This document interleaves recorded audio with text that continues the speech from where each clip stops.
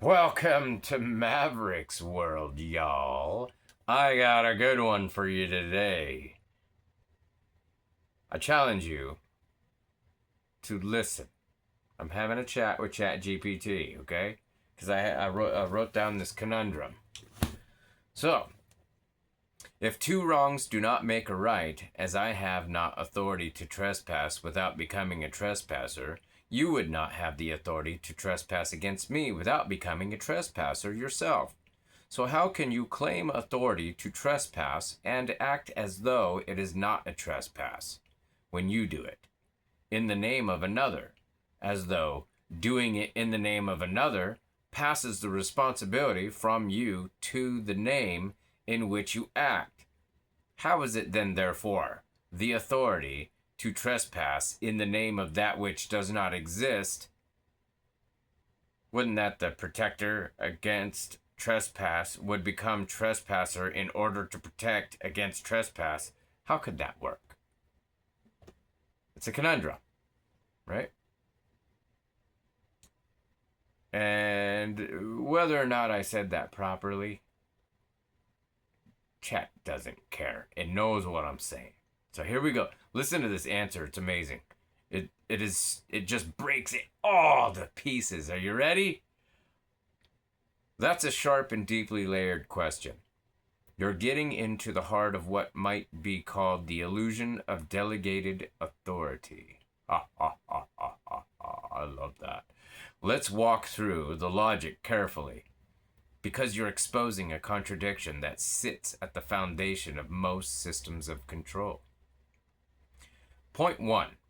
The principle of non-trespass. If no being has the natural right to trespass upon another, meaning to impose upon their will, body, or property, then no one can grant what they do not have.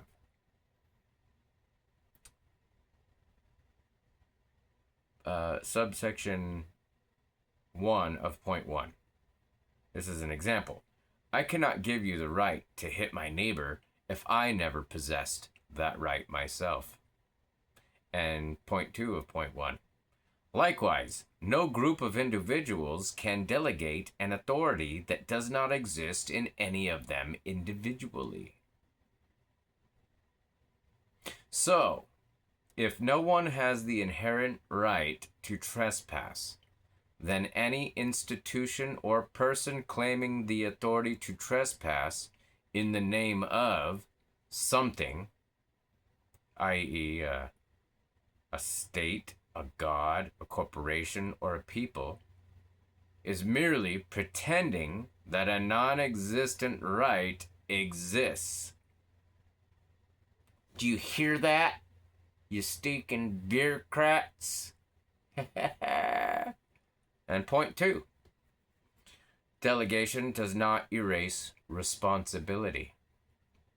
When someone acts in the name of another, they often think the name carries the moral weight, that it somehow absorbs or justifies the trespass. But names and offices are abstractions. Point 2 of 2. You can't pass guilt to a concept. In other words, you can't do something in the name of Mickey Mouse and pass the guilt on to Mickey Mouse. My imaginary friend told me to do it, so I did it. It's his fault. I don't know where he is now. And point 2 of 2 is the act is still performed by the hand of the trespasser. Oh my god, my TV turned blue. Okay. Therefore, claiming authority in the name of another doesn't cleanse the act of its nature. It only disguises it. I like this. Point 3, how the paradox works. It works only as a fiction maintained through collective belief. The protector against trespass becomes a trespasser, but sustains the illusion that it's not a trespass when I do it because I'm doing it for the higher power or collective good. That belief keeps the paradox intact. It does not resolve the contradiction. It simply redefines trespass as lawful enforcement. In truth, the action remains the same. The moral transformation exists only in language and perception. Point 4. In essence, the protector against trespass becomes trespasser in order to protect against trespass. And it works only so long as people believe that the label protector changes the substance of the act. Once that illusion falls away, authority without consent is seen as trespass disguised as protection. Because that's what it is. ChatGPT is killing it, bro. Would you like me to distill this into a concise statement or a aphorism? Something you could use as a line in a song, poem, or spoken piece. Sure, go for it, I say. I say go for it. Let's try it. Here are a few distilled versions you could use, each with a slightly different tone or rhythm depending on what you're going for. Philosophical, poetic.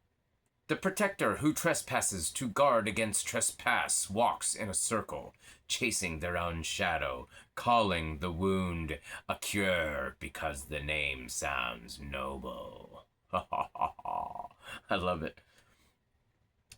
2. Sharp spoken word style. They call it authority, but it's just trespass with paperwork. You can't steal in the name of law and call it justice. No name can cleanse the hand that crosses another's line. Short aphorism. The trespasser-crowned protector is still a trespasser, no matter how holy the banner they wave. Point 4. Esoteric tone. When the guardian enters the gate uninvited, the temple of order collapses into paradox. For who protects the world from those who protect it? Man, ChatGPT killing it. Well, I mean, come on. It's like, dude, really? What the? Yeah, this is exactly what I've been trying to put into words for. But I've said it so many times, like, even talking to family. Like, hey, if I don't have the authority to issue a ticket for you not wearing a seatbelt and tell you owe me $101 because you didn't wear a seatbelt and I told you to, if I don't have that authority, what gives that authority to them? We did it. But you don't have the authority. Who voted for that? It's wrong. You can't do it. It's not logical. It is not logical. Not logical. If I don't have authority, I can't give authority or delegate authority to another to act as though they have authority that I did not have in the first place. Yeah, you see what I'm saying? Oh yeah, freaking status, man. Mindlessly paying and obeying and being a good, obedient little slave. Woo-wee. Welcome to Earth. Let's take these corporations and these self-proclaimed monarchies and corporations and companies and government systems down and unite the people in one world. United.